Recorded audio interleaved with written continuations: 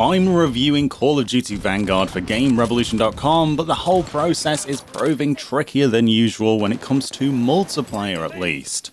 After 12 hours of play over the weekend, I still don't know where I stand on this bloody game. So to help me unfuddle my brain, here's a list of 4 things that I love about Vanguard and 4 things that I hate. Hello there, this is Mac for GG Community, a community channel that pays its creators real money. Find out more information and how to submit your own content in the description below.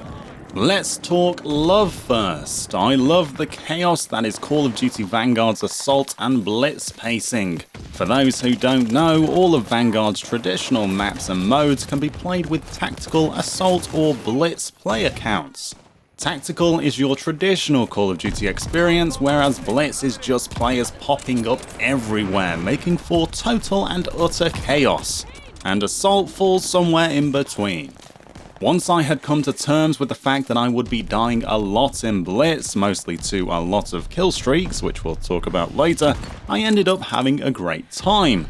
Developer Sledgehammer Games has essentially taken what many Call of Duty fans love about Nuketown, Shipment, and other densely populated maps and expanded that across the entire game.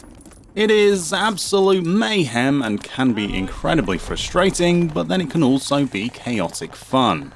I wouldn't call it the optimal experience, but I will commend the developers for coming up with it and letting it loose within a community that enjoys non-stop action. Next up on my love list is Champion Hill. When it comes to Call of Duty game modes, I've always enjoyed game types that start each player on a level playing field. I grew especially fond of Gunfight in Modern Warfare 2019, in fact it was the only mode I really stuck with after launch week. Champion Hill is like an expanded gunfight, and I'm a big fan of it. You grab a buddy or two, or play solo, and then fight in close quarters arenas, earning money to buy weapon upgrades, streaks, perks, and other resources. There's a layer of strategy here that is unique to this game mode, and it offers a nice break from the usual multiplayer shenanigans. With 16 proper maps and 4 maps for Champion Hill, it's unsurprising that I love the map count of Vanguard. It makes such a difference to have so many different locations available at launch. There's quite a variety of maps too, with big open locations offering snipers a place to rack up streaks, and more closed environments where that overpowered as hell combat shotgun reigns supreme. There's a great mixture here, and I like how the different maps force players to use different weapons to succeed. Whereas in past games I went in hard with SMGs across all maps, Vanguard has made me think twice about weapon loadouts, and I'm playing a lot more reactively, which is new for me in Call of Duty. It's very much a battlefield approach, which is a comparison that I will be expanding upon soon. This might seem like a very minor point, but after coming from Black Ops Cold War and its awful assortment of weapon camos, I was pleasantly surprised to see Vanguard offering some actually good-looking skins. The cynic in me thought that Cold War's poor stock camos were to encourage players to invest in the store and microtransactions, and so I thought we'd see the same for Vanguard. However, that isn't the case, and they all look pretty damn cool. Man, what a step backwards this is. I thought everyone agreed that Scorestreaks were better than kill streaks. I'm not sure how encouraging players to play super defensively to avoid dying and then rewarding them for that lack of effort is supposed to be better than pushing players to play the objective and rack up points by actually participating in the game mode, but somehow Vanguard is using the lesser system. And I'm not one of those players that can't hit streaks. As you can see in some of the gameplay here, I'm getting the flame knot and dogs and whatnot, but as soon as you start getting a high kill streak, most players will suddenly just shut down and camp an area to finish them off. Why on earth would you risk pushing and being killed when you can just sit still and wait? This has been extremely frustrating for me in objective-based game modes where players will focus on getting streaks instead of pushing the B flag, and we've lost games because of it. While yes, there's certainly value in having Slayer roles on your side to get those streaks to make it difficult for the opposition, there's only so much Slayers can do, and it's less helpful when the majority of players on your side are busy slaying and not PTFOing.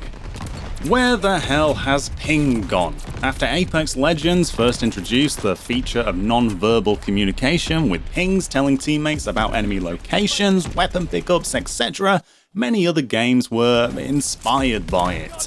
These included Modern Warfare 2019, Warzone, and Black Ops Cold War. Pinging allows players to quickly relay an enemy's location or to mark an objective as the priority, and it's just gone in Vanguard. I don't see the sense in that, and pinging would definitely help with the next thing that I hate.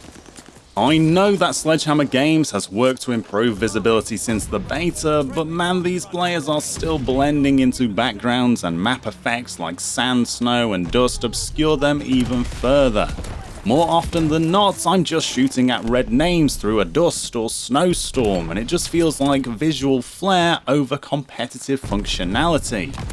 It's fine when trying to locate snipers, as their glint is easy to spot, but with some light machine guns, assault, and semi-auto rifles being almost equally effective at range, it would just be nice to see who I'm getting shot by, you know?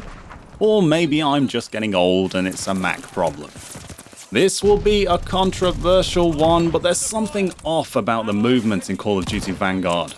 While the devs have improved movement speed since the beta, with sprint out speed in particular receiving a noticeable bump up, there's still a general sluggishness to gameplay. It's hard to put my finger on, if I'm honest, and I do wonder if anyone else has noticed it too. Perhaps it's the generally long aim down sights time, the reload times, the effects of explosives and stuns and gas combined together, but I don't feel as fluid when rushing around. This has led to me playing a lot less aggressively like I would do in a Battlefield game. So it's not necessarily a bad change for me, but it's definitely different to how I usually approach Call of Duty. In hectic game modes with blitz pacing, more often than not I'm thinking faster than my character is acting. It's hard to explain, and I know this final comment will get me in trouble, but I prefer how Black Ops Cold War feels. What are you making of Call of Duty Vanguard so far? Love it or hate it? Let me know your thoughts in the comments below. If you liked this video, hit the like button. If you loved it, consider subscribing. This has been Mac for GG Community. See you again soon.